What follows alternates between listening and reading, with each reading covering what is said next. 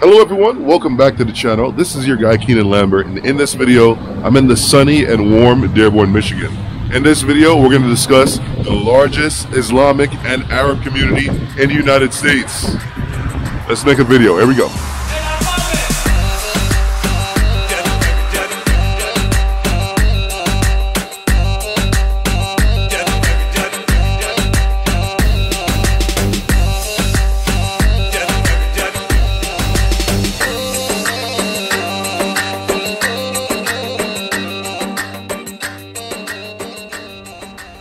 So in the early to mid 1900s, here in the Dearborn, Detroit area, you had the auto industry booming.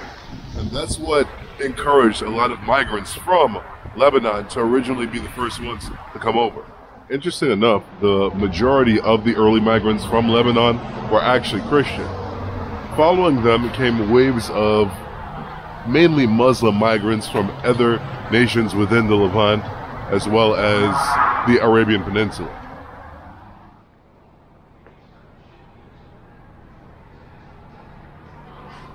Due to lack of economic opportunity under the Ottomans, many folks in Syria, Greater Syria, so Lebanon, Jordan, Palestine, etc., started to leave their homeland for newer pastures.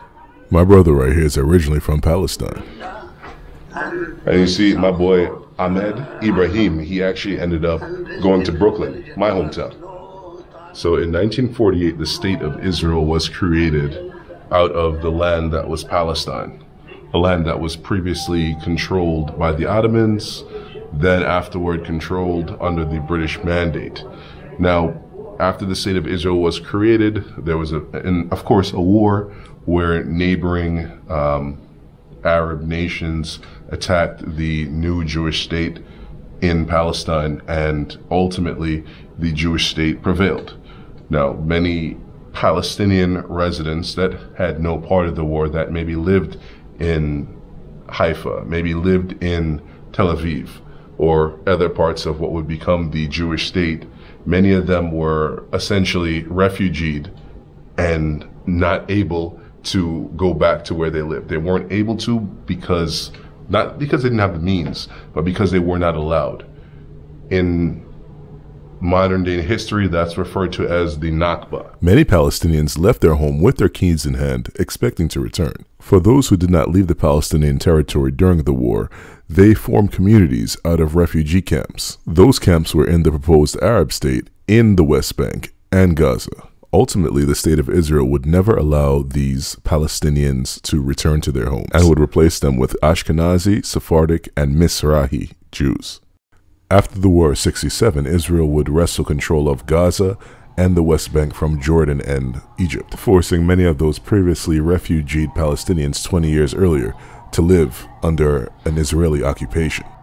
Ultimately, many decided to leave the Middle East altogether and immigrate to America and other places.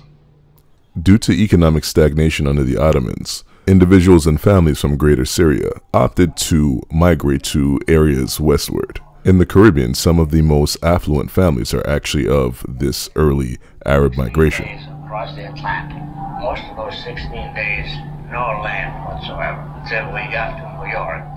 For white Americans of European extraction, Ellis Island serves as an origin point of the American story for many families, and the same story exists for folks coming in from Greater Syria. Surely in part due to xenophobia, the United States put in policies to limit the amount of migration of Arabs to the United States. Give me your tired, your poor, your huddled masses, huh? Yeah, if you're Protestant and have the right color. Now, as I'm here recording before you, I'm thinking of what the motive is for sort of erasing the history of a people. What does that allow you to do? Well, eventually, that allows you to dehumanize them without there being a major uproar in your current society. Moving into the modern day, post-1970s, Yemeni immigration stepped up, looking for economic opportunity. The Yemeni came to the United States often with little economic resources. Due to strong community support in the United States, many Yemeni are able to essentially pick themselves up and join the middle class with lightning speed. The coffee houses are a staple in the Yemeni American community. So after the Arabs from the Levant, mainly the Lebanese, the Syrians, the next highest group or largest group here in Dearborn are actually those from Yemen. And what they've contributed to this society is, of course, food, but also amazing coffee. Let's go try some. So, of course, I'm here in the Dearborn area, Detroit area, with my boy Patrick. See, Patrick and I, we've been friends since high school, okay? Ladies, I have an important note, okay? When you're looking for a man, okay, do not go after the captain of the baseball team, the flyest guy that you see with the flyest kicks. You want to go after shy guys like Patrick, okay? Patrick was a hardworking kid. He was always in the AP classes.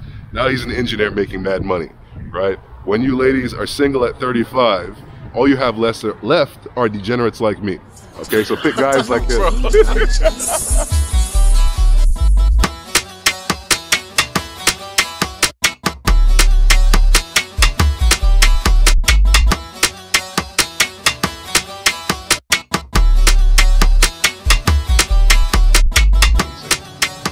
Look at my boy right here. Good coffee.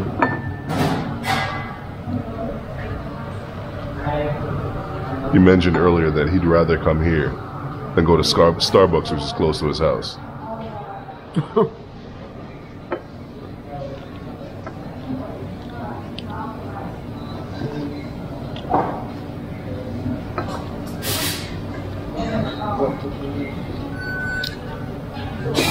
It's as if the coffee is blended with different spices.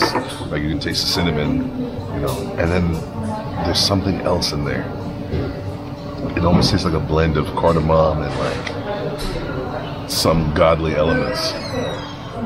I'm coming back to Detroit area just for the damn coffee. So for those of you that are in the New York, New Jersey area, there are actually other locations that you can go to, okay? So just check them out. I'll put it down below. So for the few of you that actually watched that Portugal video from back in the day, right, I had samosas and it was amazing. Patrick has actually never tried one. Let's have him try it.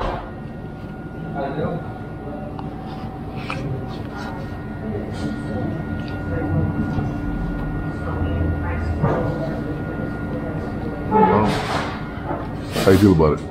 It's good. I didn't expect it to taste like this. Yeah? A lot of flavor. A lot of flavor? Within national politics, the pro-Israeli lobby has been strong for a long time. However, Michigan is a battleground state, and the Arab American community has the power to swing a national election. However, given the events of October 7th and the subsequent war that followed, the United States can no longer ignore the suffering of residents in Palestine and must respond to clear and apparent apartheid and the use of deadly force against civilians.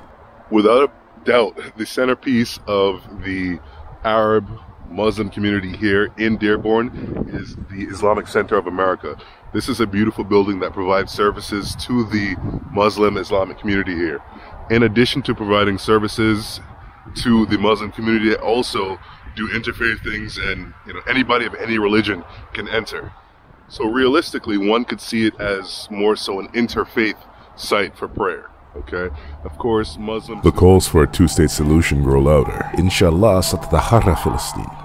Now, to be 100% honest with you guys, I've been a history nerd my entire life.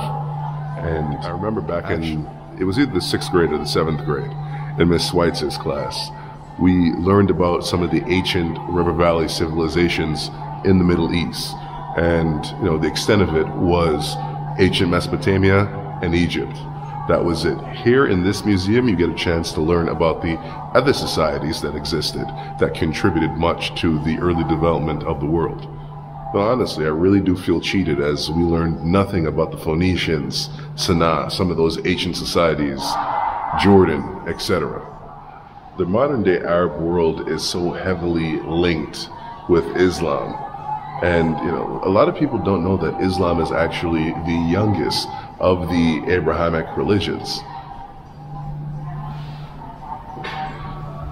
The three most popular monotheistic religions are Islam, Judaism, and Christianity, with Judaism being the oldest, around 3,500 years old. Then you have Christianity, right, close to 2,000 years old.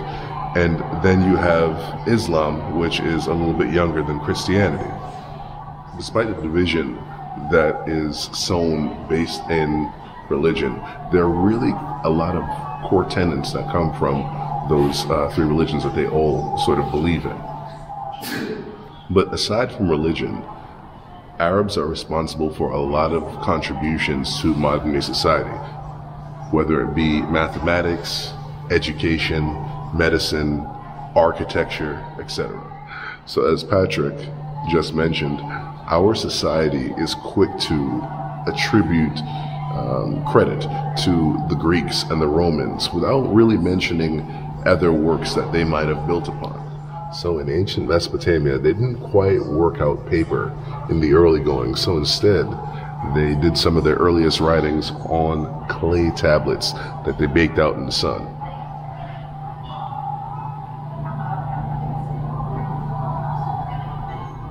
When exploring the culture of a people, one must take into account the artistic and musical traditions of said people.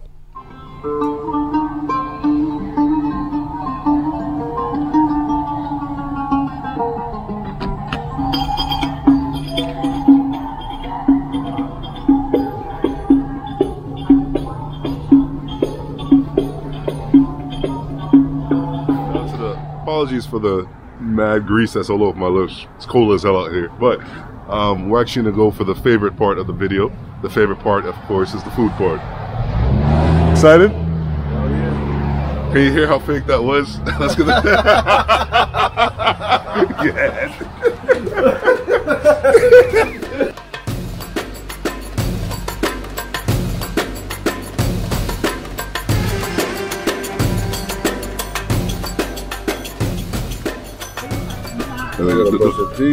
Hell yeah, let's see you.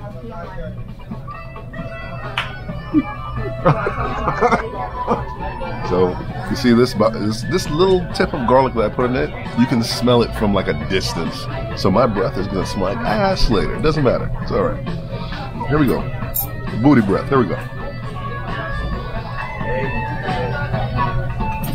Booty breath.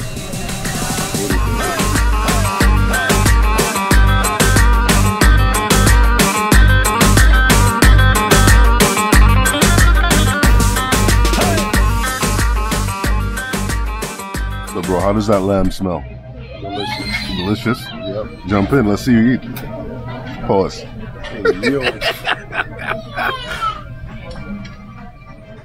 So outside of the United States and Western culture, a lot of people eat lamb.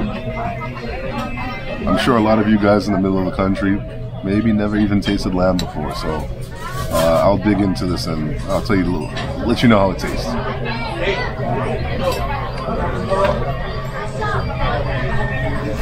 Amazing. Amazing. It's almost hard to describe the taste to you guys. Like, I feel like lamb generally tastes like what the lamb eats. So, you know, if it's free range, if they eat a lot of grass, it tastes like grass. If it tastes, you know, sweetened, then that indicates maybe that, you know, that particular lamb eats a lot of corn or something of the sort. This one tastes like maybe it's kind of corn fed. Super sweet.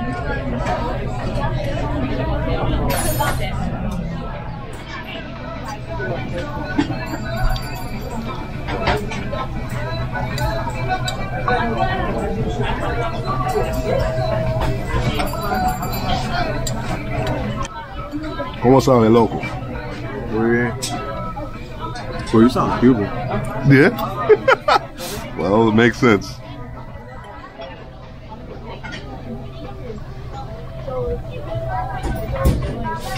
Guys, Lebanese food is damn good. If you guys ever pull up in Dearborn, come to Lashish, dope shit, okay? So of course, Islamic, Arab societies tend to be a little bit more on the conservative side. However, here in Dearborn, you do have your substantial amount of haram.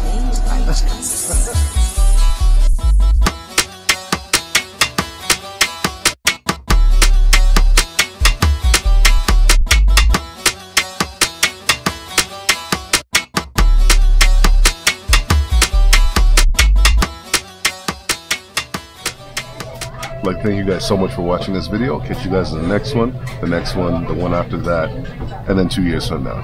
See you guys later.